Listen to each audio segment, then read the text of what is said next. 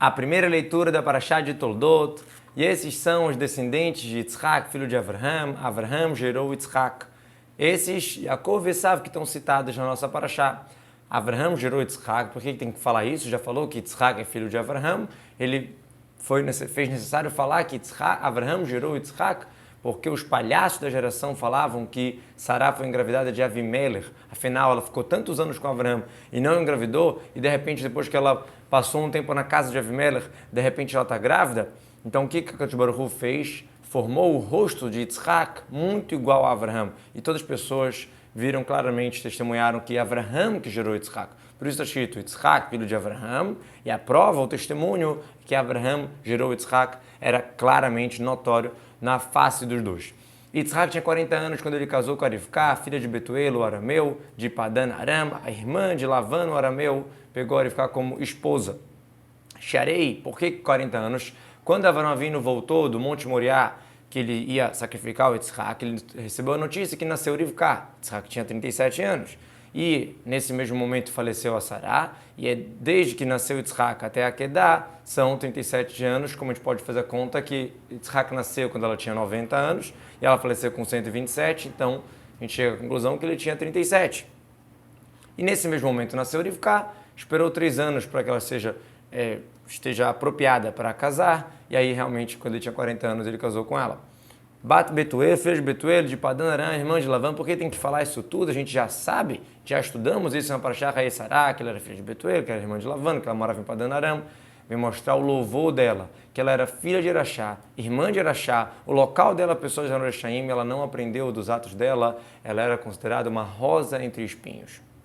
De Padan Aram, por que esse nome? Porque existiam 2 Aram, Aram Naharaim e Aram Tsova. Então, Padan seria como se fosse a dupla, né? Padan Aram, a dupla, igual o Tsemed Bakar, que é quando tem 2 bois que puxam o arado, alguma coisa assim, então é chamado Padan Torim. Outra explicação, Padan seria como Sadeh, como campo. A linguagem de Ismael, a linguagem chama campo de Padan. Yitzhak rezou e insistiu em reza para Hashem na frente da sua esposa, porque ela estava estéril, e Hashem atendeu ao seu pedido e engravidou a Rivká, sua esposa. Vaietar aumentou e insistiu com Tefilá. E Hashem aceitou, se seduziu, o modo de falar, aceitou essa reza. A palavra éter é uma linguagem de insistir, linguagem de muito. Atar ananaktoret, que é muita nuvem, muita fumaça. Veatar tema lá de falar muito, ou são muitos os beijos de uma pessoa que odeia, ou seja, é incômodo o beijo de uma pessoa que odeia a pessoa. Parece que é muito, parece que é uma carga. Então a palavra vaiater tem a ver com quantidade. Pode ser no sentido de aumentar em reza, pode ser no sentido de Hashem aceitar essa reza, pode ser usado em vários sentidos diferentes.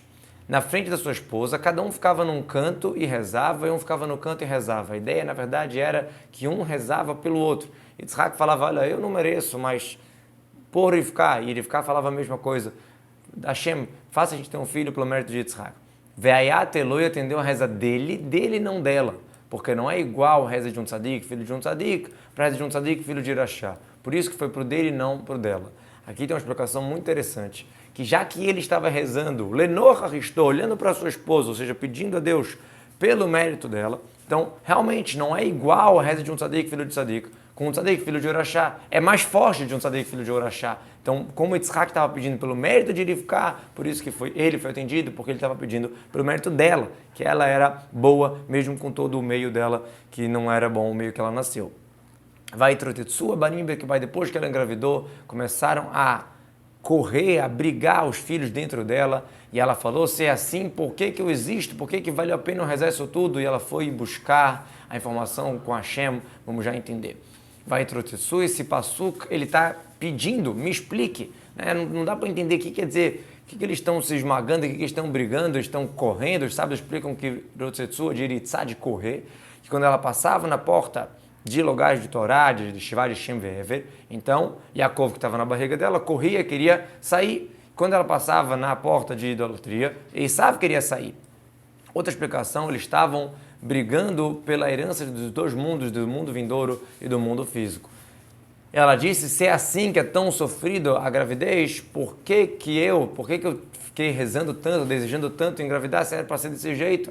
E ela foi buscar no Beit HaMidrash de Shem, saber o que Hashem ia falar, ou seja, entender o que vai acontecer, ela queria saber, né? Ela não estava entendendo porque ela achava que era só uma criança que estava na barriga dela e não estava entendendo aquilo, aquela como pode ser, ela está correndo para Torá e para idolatria, isso era muito confuso. E disse Hashem para ela, tem 2 povos na tua barriga, 2 nações vão sair, vão se separar desde o teu ventre. E uma nação vai ficar mais forte do que a outra, e o maior, o mais velho, vai servir o mais jovem. Como assim Hashem disse para ela? Através do Shaliach, ou seja, através da profecia no Ruach HaKodesh, que foi dado para Shem, filho de Noah, e Shem falou para ele ficar. 2 povos na tua barriga, está escrito Geim, que deve entender a questão de poder, de pessoas com poder, que está se referindo a Antoninos e Rabi, que são 2 pessoas que eram líderes, eram muito ricos, Rabi Udanassi, Antoninos que era o rei, que não faltava na mesa deles nem tznon, nem hazeret, nem rabanete e nem outros tipos de alface, etc., nem na época do verão, nem na época da chuva, ou seja, mesmo as frutas que não eram da estação, tinham na casa deles. E 2 nações, Leom é uma realeza. Da teu ventre vão se separar, ou seja, desde aqueles já se separam, um para ser perverso e um para ser ingênuo, para ser tzadik. Mileom e Ematz, um vai ficar mais forte do que o outro, ou seja, não vão ficar iguais. Quando um levanta, o outro cai. Assim como a gente encontra no Pasuk Imalach, Oravá, que Tzor se encheu da destruição de Jerusalém, ou seja, quando Jerusalém está destruído, né, os outros impérios que são descendentes de Esav vão crescer. E preencheu seus dias para dar à luz, e eis que tinham gêmeos na sua barriga. A expressão aqui é em preencher os dias, mas em Tamar, quando ele fala que ela teve gêmeos, está escrito que foi na hora do parto, ou seja, não foi completo, foi só com 7 meses, aqui foi, no caso de Rivka, foi uma gravidez completa de 9 meses. Tomim, a palavra Tomim está faltando um Aleph, e em Tamar está escrito Teomim. Por quê? Porque lá os 2 eram tzadikim. Aqui um era tzadik, um era rachá, então está faltando uma palavra, porque desses 2 gêmeos, um não era muito bom, que era o Esav. E saiu o primeiro corado, vermelho, todo ele como se fosse um casaco cheio de cabelo, e chamaram ele de Esav. Admoni, isso era um sinal que ele ia derramar sangue. Todo ele como uma roupa de cabelo, ou seja, cheio de cabelo como um couro de lã que tem o cabelo, como uma roupa de lã, fluquida, belaz. Chamaram ele de Esav, todo mundo chamou, porque era notório que ele já estava pronto, ele já estava ali com o cabelo como uma pessoa de idade. Então Esav vem de açuide, já feito, já pronto. E depois disso saiu seu irmão com a sua mão segurando no calcanhar de Esav e chamou o seu nome de Yaakov. Yitzhak tinha 60 anos quando o Rivka deu a luz a eles. E depois saiu o irmão. Diz o Rashi, escutei um Midrash que explica pelo literal, que na verdade ele estava segurando por lei, ele tinha realmente direito de sair primeiro. Por quê? Yaakov foi gerado inicialmente da primeira gota e Esav da segunda. Você aprende isso como de um tubo, que sua entrada é estreita. Se você colocar 2 pedras, aquela que entrou primeiro vai sair por último, a que entrou por último vai sair primeiro. Então, Esav foi formado por último, saiu primeiro. Yaakov foi formado inicialmente, saiu por último. Então, Yaakov estava querendo impedir isso para que ele seja o primeiro do nascimento também. E ele vai abrir o ventre da Rivka e receber a primogenitura pela lei, pelo direito dele. No final das contas, ele acabou comprando a primogenitura de Esav. No calcanhar de Esav, isso é um sinal que Esav não consegue completar a sua realeza até que vem o outro e já pega dele. Ou seja, vai vir um momento que Yaakov vai pegar esse domínio de Esav. E chamou o nome dele de Yaakov. Quem foi que chamou? Kadosh Baruch Hu. Outra explicação, o pai dele chamou ele de Yaakov por conta dele estar segurando no akev, no calcanhar de Esav. Ele tinha 60 anos, 10 anos depois que eles casaram, que Yitzhak casou com 40 anos, aí a Rivka já tinha 13 anos, já era propícia para ter uma gravidez. Ela casou com 3 anos, não tinha como ter uma gravidez. Depois de 10 anos ela ficou esperando e rezando, igual como o pai dele, Avraham, também esperou da Sara. Do momento que ele não engravidou, depois de 10 anos, ele entendeu que ela era estéril, rezou e logo, imediatamente, acabou engravidando. E uma escrava, ele não quis casar porque ele tinha se santificado no Monte Moriá, como um corbano, Maulat e Mimai, não podia casar com uma escrava. E os jovens cresceram, e foi Esav um homem que sabia caçar, um homem do campo, Yaakov um homem ingênuo que estava sentado nas tendas. Ou seja, quando eles eram pequenos, não estava claro os seus atos. A pessoa não fica olhando, as pessoas é pequenininho, mas no momento que já tinham 13 anos, bar mitzvah, um acabou se separando para a casa de estudo, e outro se separando, se afastando para idolatria. Yodei Atzaid, que sabe caçar, ou seja, ele sabia caçar e enganar o pai dele. Ele perguntava para o pai, pai, como é que tira o dízimo do sal, da palha? E o pai achava que ele estava cuidando das mitzvot, na verdade ele fazia isso só para enganar o pai.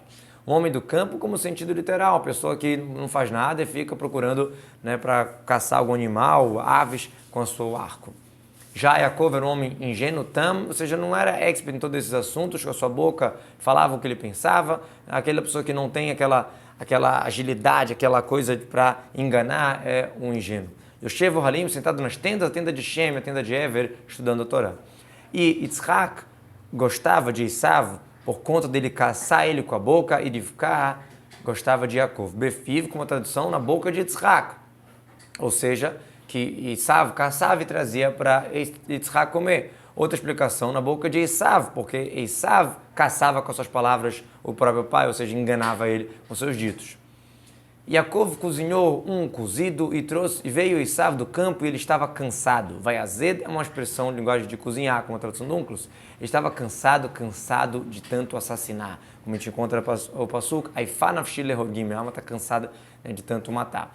E disse Esav para Yaakov, derrama agora desse vermelho aí, que eu estou cansado. E por isso ele ganhou o seu nome de Edom, por conta do cozido vermelho. Halitene, eu vou abrir minha boca, você vai derramar muito dentro dela. Igual a gente estudou na Mishnah de Shabbat, que fala que você não pode forçar, dar a comida para o camelo, empurrar forçadamente, mas você pode derramar para ele comer. Então, ele falou, vai, joga aí essa comida na minha boca. Desse vermelho eram lentilhas vermelhas. E naquele dia tinha falecido Avraham, exatamente para ele não ver Esav, seu neto, saindo para o mau caminho. Senão não seria aquela boa velhice que o Baruch Hu tinha prometido para ele. Então o Baruch Hu, de alguma certa maneira, resumiu 5 anos dos seus anos, porque Yitzhak viveu 180 anos e Avraham viveu 175.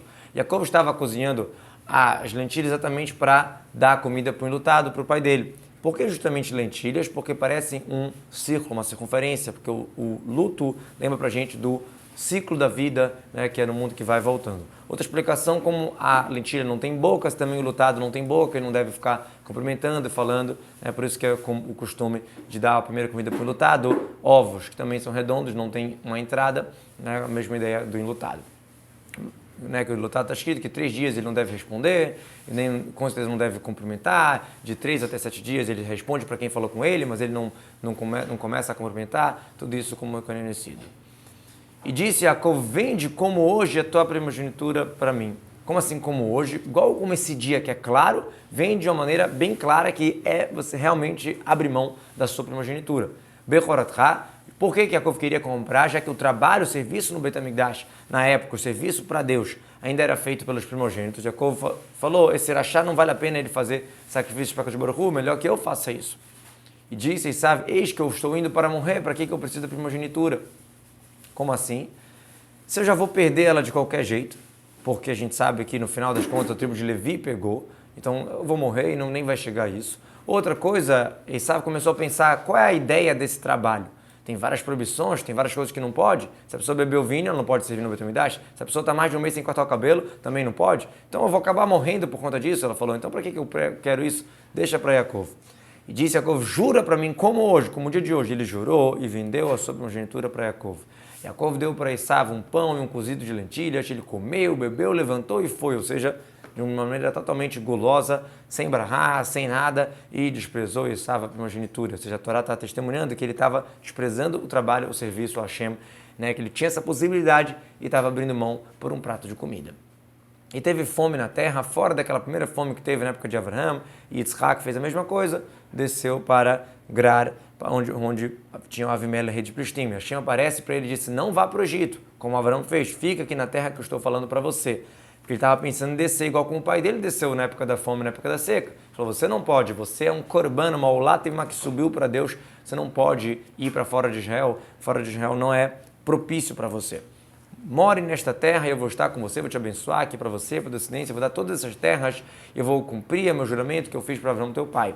Rael igual Rael é estas. Eu vou aumentar a tua descendência como as estrelas do céu. Eu vou dar para tua descendência todas essas terras e vão abençoar na tua descendência todos os povos da terra. Ou seja, as pessoas vão usar vocês de exemplo para abençoar. A pessoa vai falar para o filho, tomara que sua descendência seja como a descendência de Yitzhak. Assim sempre a gente encontra na Torá né? Como o primeiro, Bechai, Varer, Selemor, Simchai, Elokim, Kefai, Menashe, isso aqui é a base para a gente aprender para os outros.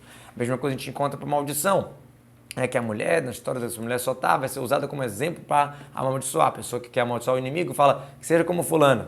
Né? A gente encontra também, Benartem Shimchem Lishvah, o nome de vocês vai ser para o juramento. Você vai falar, tomara que seja, que você fique como fulano, eu vou estar como fulano se eu fiz isso. Quer dizer, eu juro que eu não fiz isso, que se eu fiz isso, que eu serei como fulano que sofreu e tal. Por conta que Avraham escutou na minha voz, guardou a minha vigília, minhas mitzvot, minhas dogmas, as minhas torot, as minhas leis. Por conta que Avraham escutou a minha voz quando testei ele e fez ainda decretos para não chegar às proibições da Torá, isso é mishmeret, é uma vigília, uma proteção, igual que existem, por exemplo, shvut em Shabbat, coisas, proibições no Shabbat que são parecidas com o trabalho para não chegar a fazer o trabalho, ou shniot, larayot, situações, relações proibidas que são segundas, ou seja, já que são parecidas com outros casos, outros parentescos que são realmente proibidos, também os sábios vieram proibiram. Mitzvotai, as mitzvot, coisas que se não tivessem escritos eram lógicas para ser ordenadas, então são ordens lógicas como roubo, como assassinato. Hukotai, minhas dogmas, aquelas coisas que o Yetzirará e os povos ficam questionando. Por que não pode comer pouco? Por que não pode lancolinho? Não tem uma lógica, isso é um decreto do rei, né? Suas dogmas para os seus servos. E Torotai, minhas Torot, isso vai incluir a Torá Shebel-Peh, a Torá oral, Alachá no Shem Sinai, aquela parte que foi passada oralmente de Hashem para Moshe, e isso tudo Avraham já cumpria, já tinha uma sintonia ali com toda a vontade de Hashem, com toda a Torá.